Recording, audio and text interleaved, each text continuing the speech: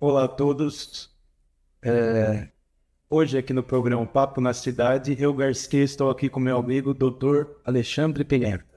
Dr. Alexandre Pimenta é um médico, evidentemente, por isso que é doutor, e ele tem uma grande responsabilidade, que ele é o responsável técnico pela rede Amor Saúde, que é a maior rede de clínicas particulares que atende boa parte da população brasileira, e esse é um dos nossos assuntos aqui hoje. Doutor, por favor, se apresente melhor para o nosso público. Claro. Primeiro, obrigado. Uma honra estar aqui com você, Francisco. E essa é uma das muitas responsabilidades que eu tenho. Posso dizer que a maior delas, né? É ser o responsável técnico médico, né, do grupo aí há mais de 8 anos. Mas estou no grupo do ecossistema do cartão por 16 anos, né? E tenho muito orgulho de ter esse acesso às pessoas. Eu não tenho a formação como médico, cirurgião geral, parte do aparelho digestivo, depois fui para Belo Horizonte, né? Depois fui para Juiz de Fora fazer a parte de gastro e endoscopia.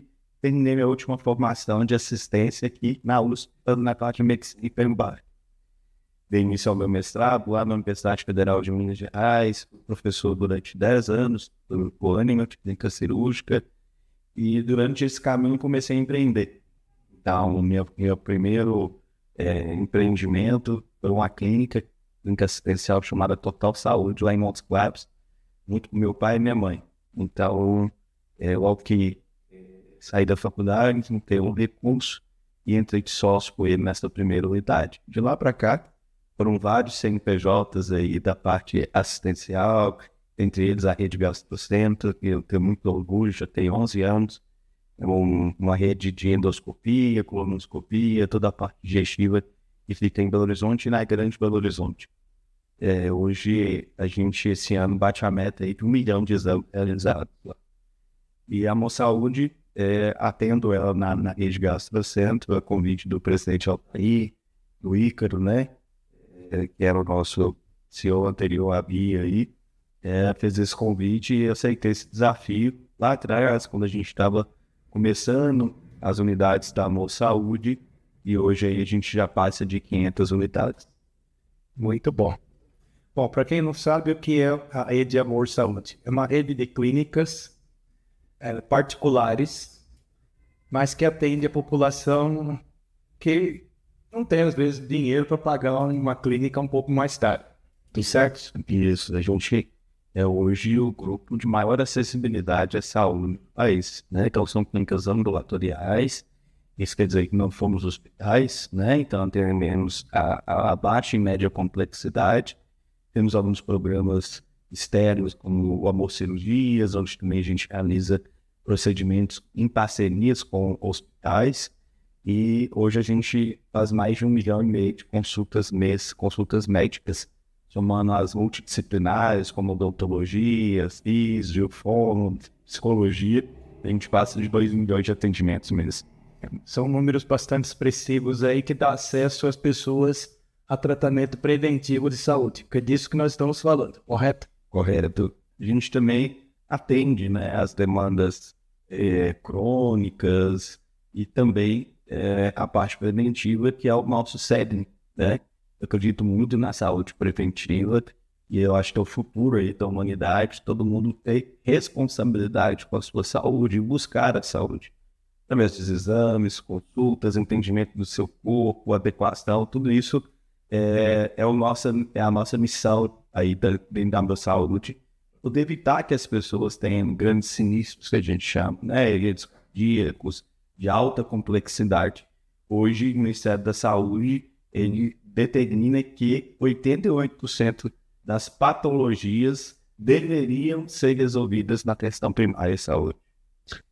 Que é o correto, mas desde criança eu ouço falar que as doenças são tratáveis quando descobertas precocemente, porque depois não adianta, a hora que está muito avançado aí, não é que não existe tratamento, nós sabemos que a ciência evoluiu de forma exponencial aí nos últimos anos, mas sempre é mais difícil tratar quando ela já está crônica. Aí, se nós descobrirmos no começo, aí a chance de resolver rapidamente é muito maior, né? Com certeza. Então, eu falo uma frase, né? Eu brinco que o chique não é vir tratar nós, né? O chique é não adoecer. Exatamente. Eu tenho um caso familiar, foi meu pai. Meu pai faleceu muito jovem, faleceu com 58 anos. E é uma doença que hoje é uma doença boba, que tem cura aí, totalmente tratável. Ele morreu de bronquite. Se a gente falar morrer de bronquite hoje, é essa pessoa realmente não tomar cuidado nenhum, né? Mas hoje, nós naquela época lá, nós estamos falando lá de anos 80 e tal, ele tinha lá só uns remedinhos que ele tomava e foi prejudicando a saúde e até chegar um momento lá que não teve mais jeito.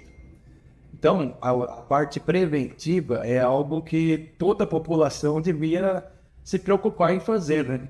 E é isso justamente que o Amor Saúde se propõe a fazer, dar condições das pessoas poderem ir fazer uma consulta por mês, uma consulta quando quiserem, né? Evidentemente, não é isso que eu estou querendo passar.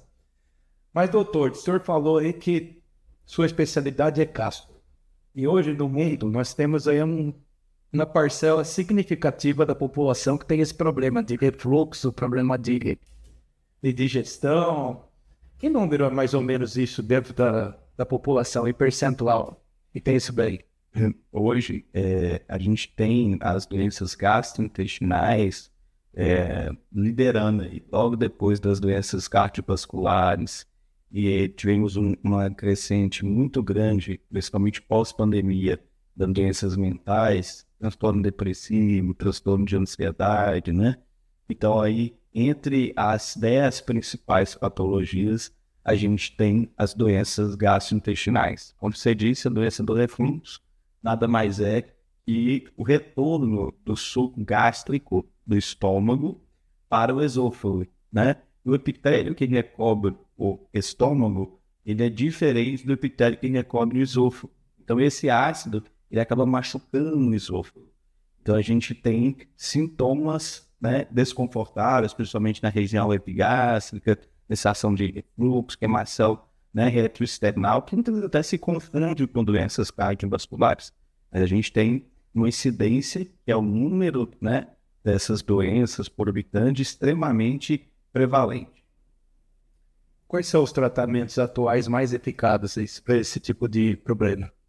Então, as medidas comportamentais, elas lideram como melhor benefício, né? Perda de peso, evitar refeições muito volumosas, associada com líquido, então roupas muito apertadas na região do abdômen, aumenta a pressão abdominal e faz com que isso reflua, deitar logo depois das refeições. Então, medidas comportamentais auxiliam bastante. A persistência desses sintomas, mesmo com a melhoria da qualidade da ingestão dos alimentos, tudo isso, faz com que a gente tenha que utilizar bloqueadores gástricos. Então, a gente tem vários, né, que são os omeprazóis, os esomeprazóis e tudo isso aí. Ele auxilia no bloqueio dessas células parietais, reduzindo a acidez gástrica e aí também reduz a pressão ali intragástrica, fazendo com que não tenha o retorno desse ácido e não machuque o esôfago. De qualquer forma, isso daí ligou com o assunto anterior nosso. A melhor forma de tratar qualquer coisa é prevenindo essa coisa. Exatamente. Então, se de repente a pessoa fica comendo aí comidas gordurosas todo dia, aí é óbvio que vai ter algum problema aqui gástrico, né? Se essa pessoa começa a equilibrar a refeição, então para isso é importante também ter um acompanhamento nutricional. Muito importante. Todas as doenças, elas são multifatoriais. Então, a gente sempre tem fatores ambientais, que são esses comportamentais, biotipo da pessoa, tipo de alimentação, prática de exercício físico, associado a fator genético também. Então, ela pode ter uma tendência a ter patologias, inclusive desenvolvimento de adenocarcinomas gástricos, esofágicos. Então, ela tem que tomar cuidado. Então, essas alterações, os protocolos, as diretrizes de tratamento são muito claras. Qualquer sinal de alerta. Então, persistência dos sintomas por mais de 14 dias, emagrecimento de mais de 10% do seu peso corporal dentro de 30 dias.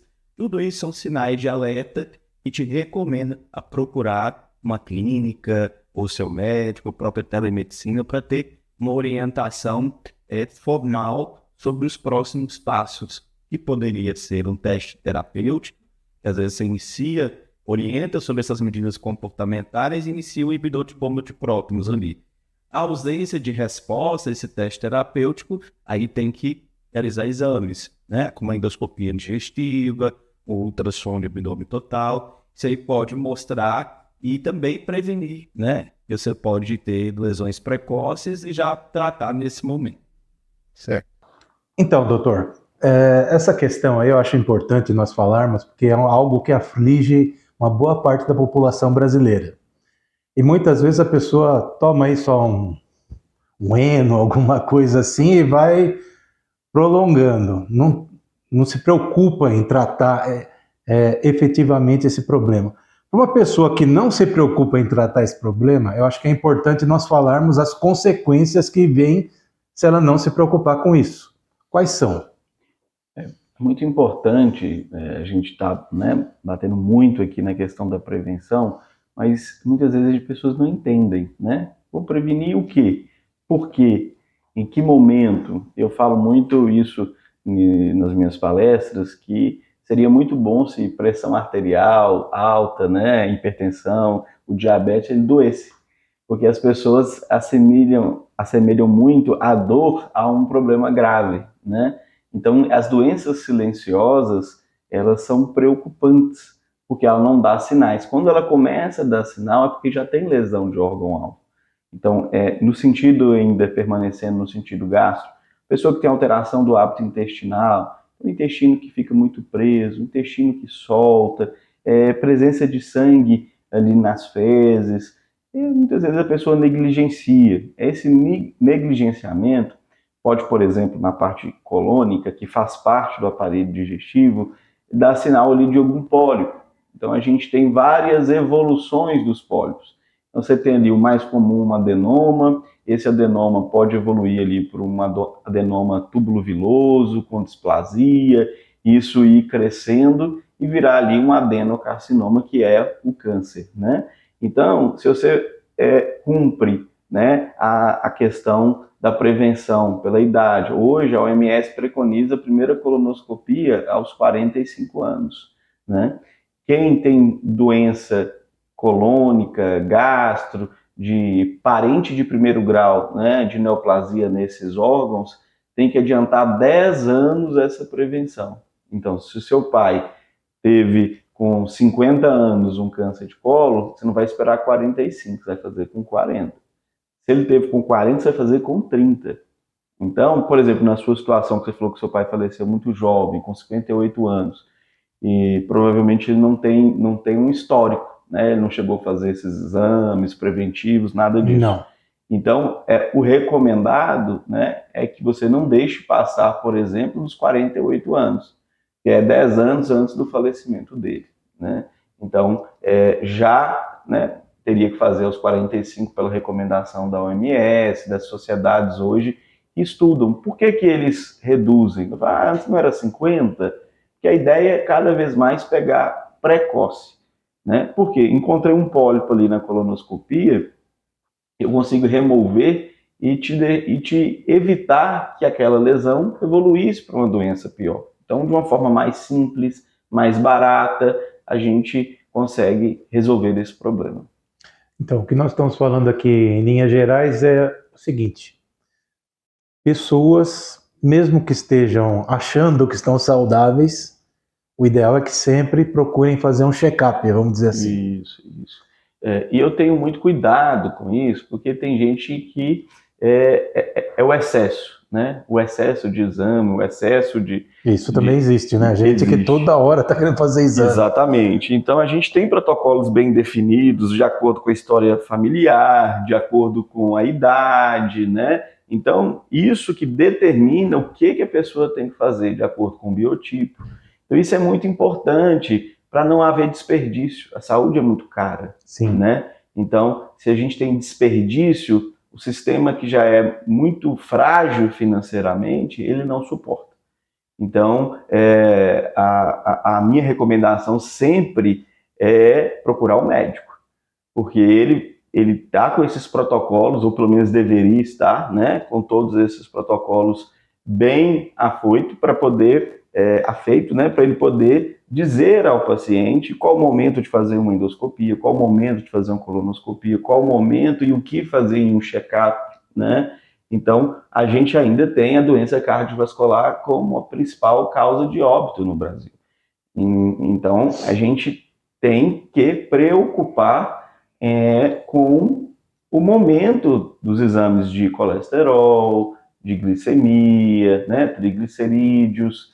Todos esses, eles, quando alterados, deve ser investigado ou tratar com medidas alimentares, comportamentais, como perda de peso, exercício, tanto quanto com medicações. Recentemente aí na mídia geral aí surgiram alguns casos aí de pessoas extremamente jovens que falecem até dentro de academia. Uhum. Isso aí se deve aí, evidentemente, por fatores às vezes que não dá para nem mensurar, né? Uhum. Mas não é o caso assim de uma pessoa, por exemplo, que decide, vou fazer agora a academia. Ela tem que ter também um acompanhamento médico. Perfeito. Estou certo nisso? Está certíssimo. Porque muitas vezes ele inicia ali o exercício sem esse controle, sem esse acompanhamento e acaba não conhecendo a sua conformação cardiovascular e tudo isso. Então ele pode ter alguma doença que não se manifestou e aí iniciando essa sobrecarga ali de exercício pode gerar um evento agudo, como um infarto miocárdico, uma arritmia grave, gerando uma parada cardiorrespiratória. Então, com o laudo, né, do médico ou do cardiologista, isso gera uma segurança, né, nessa academia. E hoje, as academias já têm recomendação de ter alguém treinado, né, e de ter equipamentos de ressuscitação. Então, o aluno, né, se sentiu mal, desmaiou, que a gente chama de síncope, né, deitar, iniciar ali as manobras e chamar o socorro. Primeira coisa, enquanto alguém está dando suporte ali a essas medidas básicas, é chamar o socorro, porque tempo, nesse caso, é vida, né? Porque pode estar tendo um acidente vascular cerebral ou mesmo um infarto agudo do miocárdio ali, e quanto antes a gente retomar esse fluxo sanguíneo de uma revascularização, menos músculo ele vai ter perda, ou cerebral ou cardíaco, podendo ficar sem sequelas. Uma coisa bastante preocupante isso, sim, né? Sim, com certeza. Se a pessoa não tem esses cuidados aí, pode estar achando que está abafando, está bem lá e tal, mas está de repente agredindo o corpo porque ela não tomou cuidados anteriores para poder fazer um exercício. Exatamente, exatamente. Mas isso é muito raro. Sim. Então, porque muitas vezes a pessoa que está ali se limitando ao exercício, tá vendo, é perigoso, né? Não, isso nós não estamos nem querendo passar essa ideia aqui. Exatamente. O exercício hoje é das melhores formas de se envelhecer saudável, né? Por conta de movimentação, menos dependência, melhora cardiovascular, né? Porque você tem uma mobilidade melhor, então você tem uma circulação melhor. Então, de fato, o exercício ainda é um dos melhores remédios para todas essas patologias que a gente está falando aqui. Juntando a isso que nós estamos falando aqui, eu vou provocar aqui uma outra área aqui para nós discutirmos. Hoje em dia, em redes sociais tipo LinkedIn, nós ouvimos muito um pessoal aí fazendo uma reclamação justificável. Porque as empresas não gostam de contratar 50 a mais, que os 50 a mais têm experiência e tal, etc. Isso é fato. Mas o medo velado que boa parte das empresas tem, que elas não vão nunca admitir isso, mas é fato, é porque uma pessoa que tem mais de 50, normalmente ela tem uma saúde mais debilitada. Mas o que acontece é que ao longo desses anos, aí, principalmente dos 20 anos para cá, uma pessoa de 50 anos hoje não é uma pessoa de 50 anos de 20 anos atrás. Nós temos aí, vamos dizer assim, um conjunto de situações aí na sociedade aí que dão condições da pessoa chegar nos 50, 60 muito mais saudável do que era antes. Então, eu queria que você passasse uma ideia para nós geral aí de quais cuidados com a pessoa que está chegando nos 50 tem que tomar de saúde e que não tomou antes, porque às vezes a pessoa trabalhava lá naquele ritmo louco aí, principalmente no mundo corporativo, e não teve o tempo de se cuidar adequadamente ali.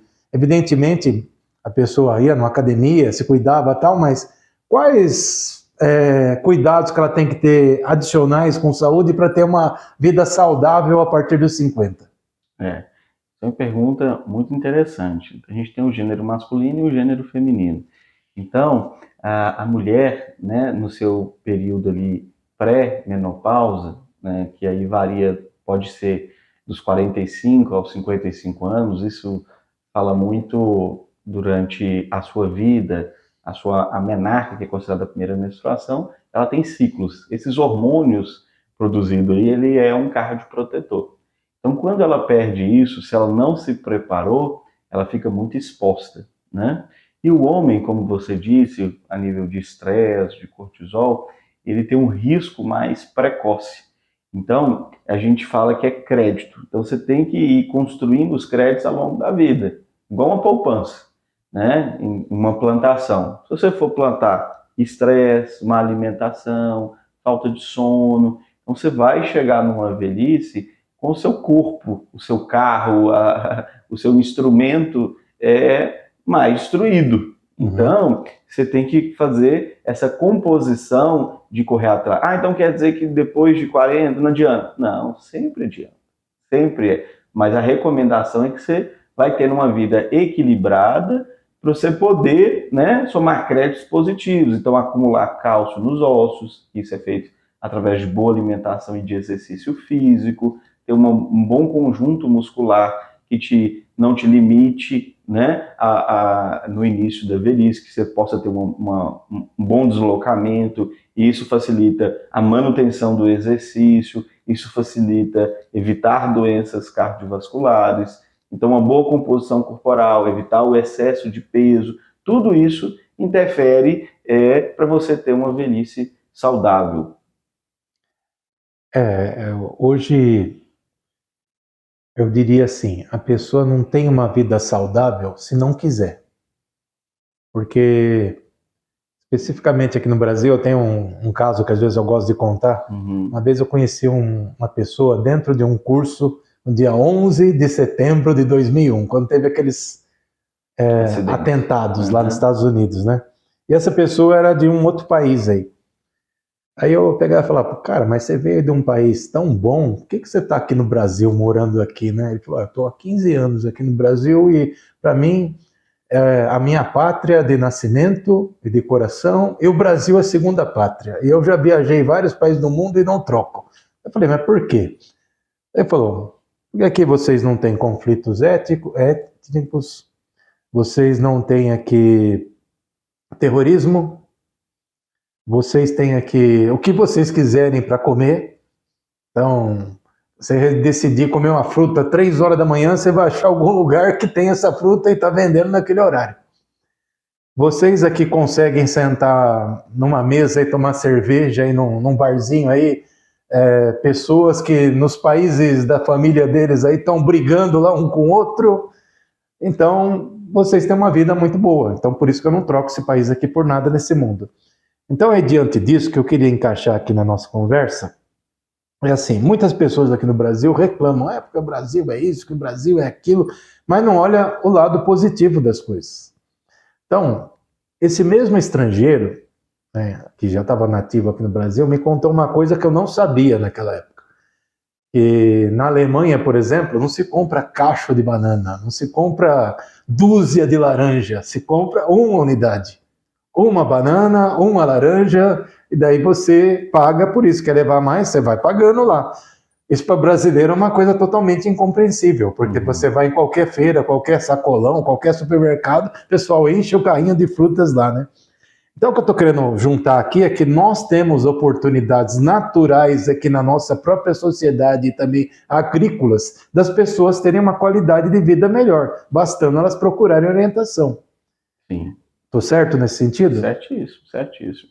Então, né, os países muito desenvolvidos, as comidas multiprocessadas, pela facilidade, pela disposição e redução de custo, acaba sendo mais disponíveis. como você disse, as frutas, os legumes frescos, né?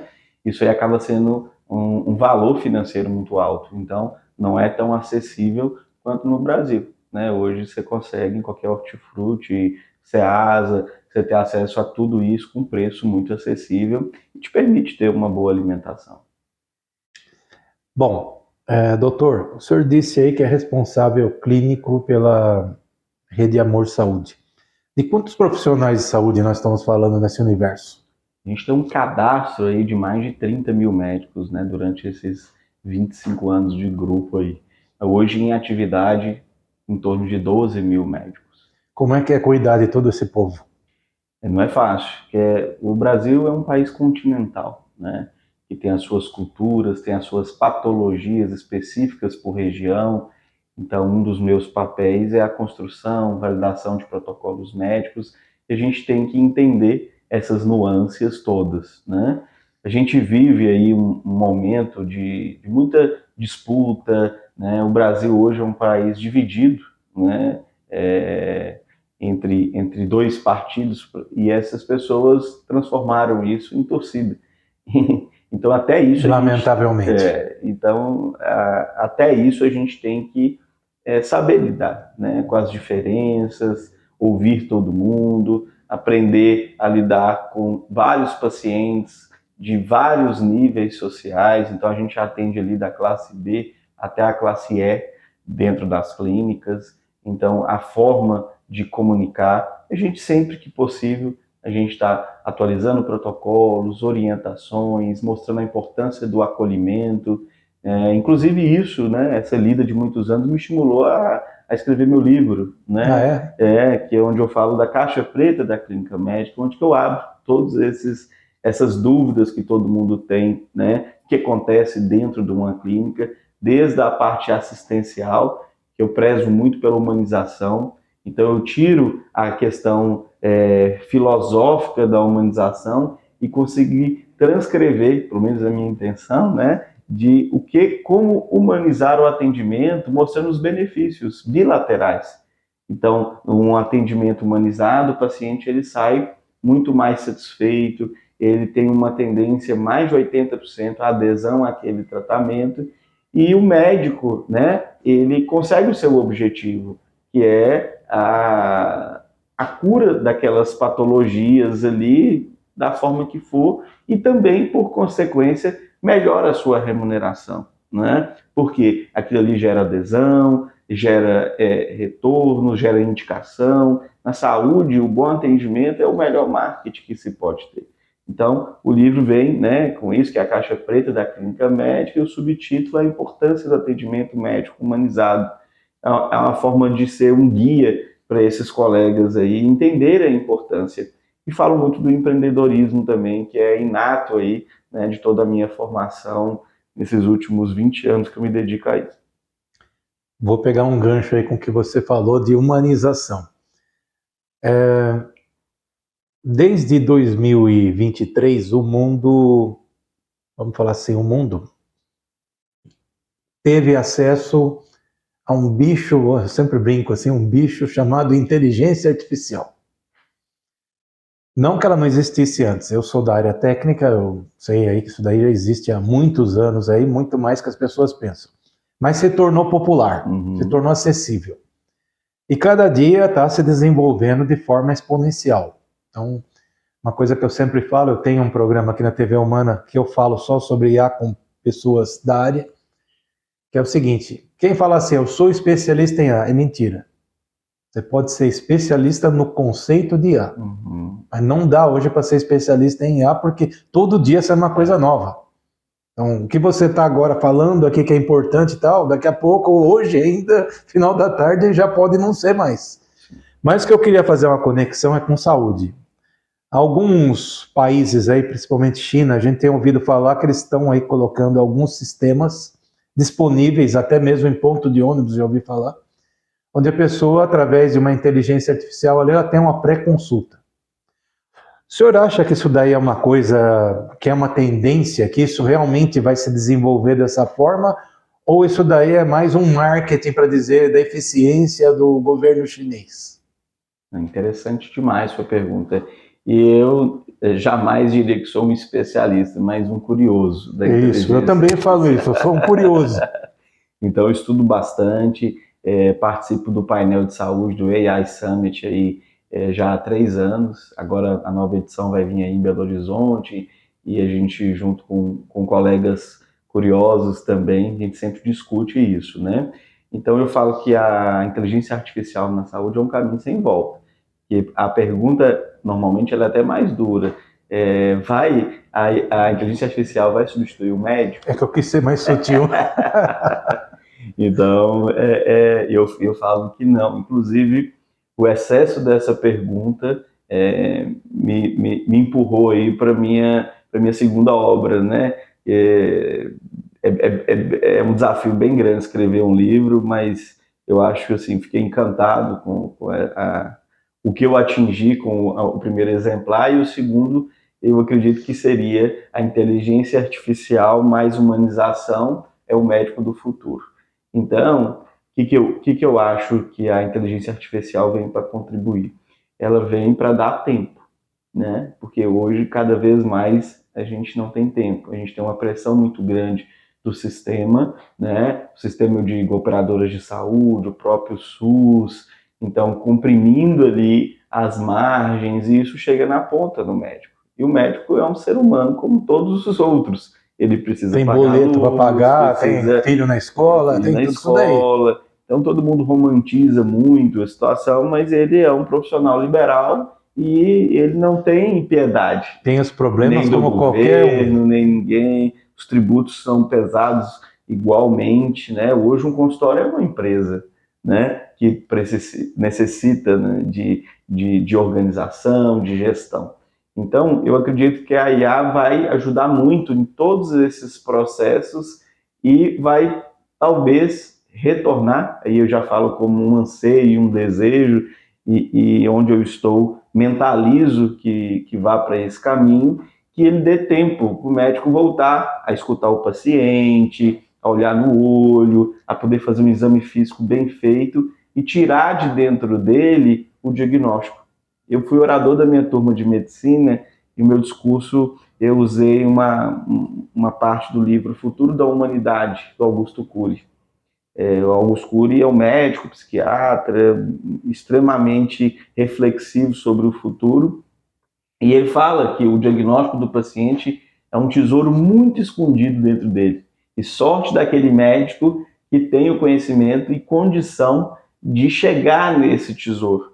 Então, é isso como que chega? Com as perguntas corretas, com o exame físico correto, com o acolhimento, o entendimento da percepção do olhar daquele paciente, do sofrimento dele.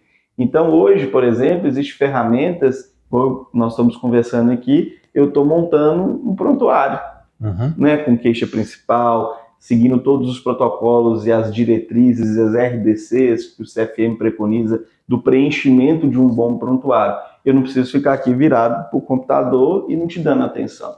Então ele vai estar aqui, ele escuta tudo, e aí ele vem com hipóteses. E às vezes, como eu disse, até comparando com estudos clínicos do passado, cases que já aconteceram similares. A base, né, da inteligência artificial é extremamente atualizada. Então, hoje a gente tem um dinamismo muito grande entre as moléculas. Eu uso muito o exemplo da ranitidina, né? A ranitidina era uma medicação extremamente usada na gastroenterologia e da noite para o dia ela foi suspensa e foi proscrita, então sumiu das farmácias. O médico não estava atualizado, continuava prescrevendo, o paciente voltava, doutor, a farmacêutica falou que não existe mais, né? E vinha com aquela situação, você está desatualizado, aquilo lhe gera um desconforto. Então, esse tipo de situação eu acredito que vai ser muito benéfica, de voltar a dar tempo ao médico. E o médico que vai ter mais empatia, então a gente vai gastar muito mais energia treinando empatia, treinando as anamneses bem feitas, o diagnóstico, a voltar à parte investigativa maior para poder a gente ter resultados e desfechos melhores. Então eu falo que o médico que não souber inteligência artificial no futuro, ele vai estar, né, realmente descartado. Mas o que for muito afeito e também não treinar empatia e humanização, acredito que também ele não vai ter espaço. Tem que ter um equilíbrio, né? Exatamente. essa questão aí da IA, eu brinquei um pouco, falei, fui sutil, mas é assim, eu sou um pouco mais radical que isso daí, mas até você vai gostar do que eu vou falar. Uns 2 anos atrás eu fui convidado aí que eu tive também uma experiência universitária no passado, fui diretor de universidade e tudo mais, e fui convidado há 2 anos atrás para relançar uma faculdade, uma universidade mais especificamente. Então, eu fazia parte de um grupo lá, tinha um grupo de engenharia, tinha um grupo de saúde, eu era o grupo de administração e tecnologia. Eu que chefiava essa parte aí. E depois de uns 6 meses lá, fazendo todos os projetos e tal, eu acho que numa reunião eu acabei com esse grupo. Por que eu acabei com esse grupo? Porque estava tendo a reunião lá com o dono da empresa, o mantenedor lá,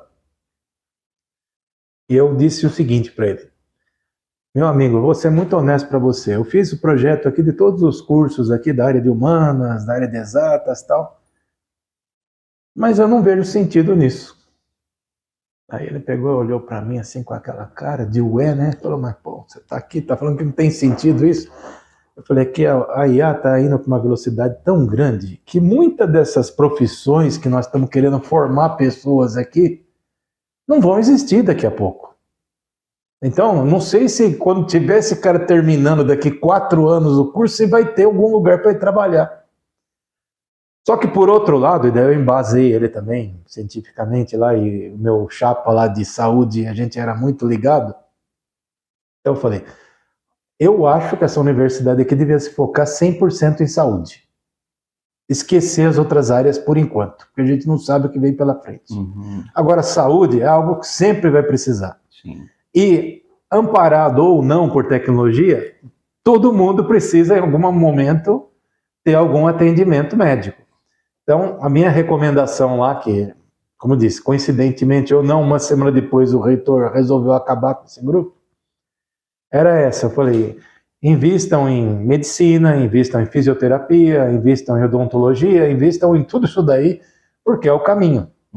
Né? Porque, vamos pegar um dentista, por exemplo, pode ter lá a IA ajudando ele, como você disse, está aqui a IA ouvindo, já transcrevendo lá, já fazendo as recomendações, inclusive para tratamento, mas no final das contas vai ter que ter alguém mexendo aqui.